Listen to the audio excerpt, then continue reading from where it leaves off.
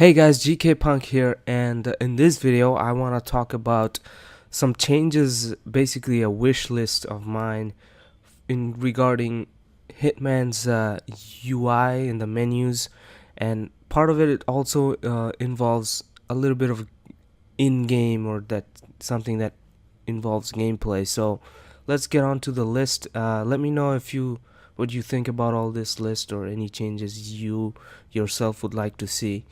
uh, yeah, let's get to it. Alright, number one is dark mode, or basically darker menus. This used to be a thing back when Hitman 2016 first came out. The UI used to be completely red, and then sometime later they decided to randomly change the UI to like a silver or white, and it was very blinding when it first came out. So what I want, if they really like that sort of UI, is give players the ability to switch between two different modes. Basically, one's going to be light, one's going to be dark, and it's highly unlikely. That's why I'm putting this on a wish list and not, like something that must be there. So add an ability to switch between dark mode and light mode. Number two is a quality of life change that I would like to see. It's when you start a mission, the game starts off with you a panning shot or a cutscene, what we like to say, and you can skip the cutscene. But what happens is when you start the mission, if you realize you missed something and you want to replan and you immediately hit pause, there's no option to replan in that pause menu. So it goes into that settings part of the menu, but there's no option to replan. So what I would like to see is add a replan option in there, so that you can replan instead of having to kill the cutscene and then pause and then replan. It's not that big of a deal, but it's something that would make it a little better when you play the game. Number three, which I think is the most important part of this changes, and I think it should definitely be implemented, is the pause menu when you're in contracts, elusive targets, or escalations, any live or online content. So when we play those, when we go to the pause menu, there's a load and a save button there for really no reason. The save button is completely inaccessible. You can use the load to load up your story mode. It doesn't let you save, by the way, in contracts or any other live type of content.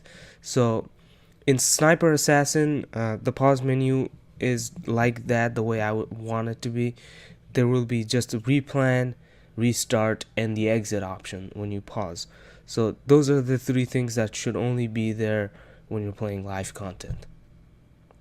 Alright, number four is another very important one. Now these are not in order, but this is very important in my opinion.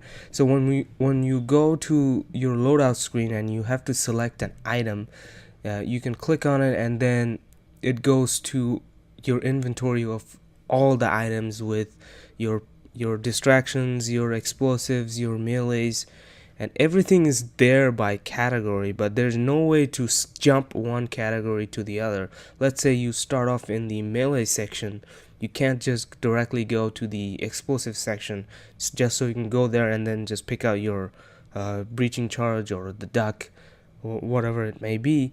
So this is something I would like to see. It's easier to do on PC because you're using a mouse, but it's much harder on console because you have to scroll through every single item just to get to that one item.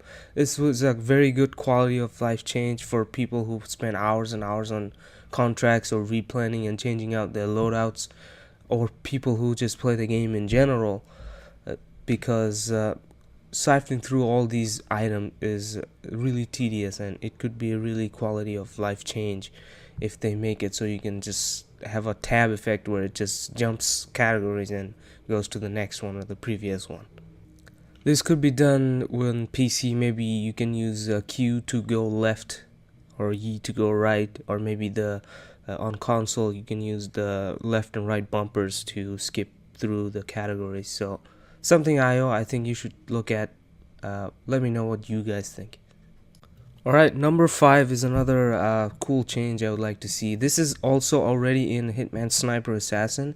This is the ability to mark any NPC, not just target. So in Instinct, the targets show up in red, or in Sniper Assassin's case, also orange. This marking, as you'll see on the screen, is it puts a little green arrow, like a marker on the target, and it moves along with the target, with the NPC who's marked. This allows you to see where the NPC ends up in the route or whatnot. Makes it a little easier when you're doing a contract and some guy is standing next to your target and you want to know where he goes or how his route ends up. Another quality of life change. It's already there. Maybe they can implement it in the main game.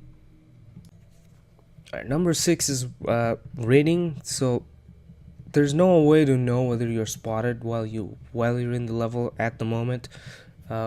So when you're playing the game, there should be an indicator or an option to know whether you are spotted or you're not spotted, and you will get Silent Assassin. Some way to implement that while you're playing the game would be a very good change, especially for newer players who might get confused on what the rating system is or how a rating tips, what sort of actions cause you to get a change within the rating system, whether it be spotted or body found or crime noticed, anything like that. So yeah, that's about it. Alright, thank you guys for watching. Let me know what you guys would like to see in the as a change for the Hitman, whether it be a menu change or a gameplay change, anything like that. Let me know, share it with me. You can also talk to me on Twitter at GKPunk, or if you want to catch me play Hitman sometimes, you can visit twitch.tv/punkag. And if you do subscribe, make sure to hit the bell thing. I don't really like saying all this stuff, but YouTube is very bad, and sometimes it doesn't even tell you that a video has been published. Thank you guys for watching again, and I will talk to you guys in the next one. Share your thoughts below.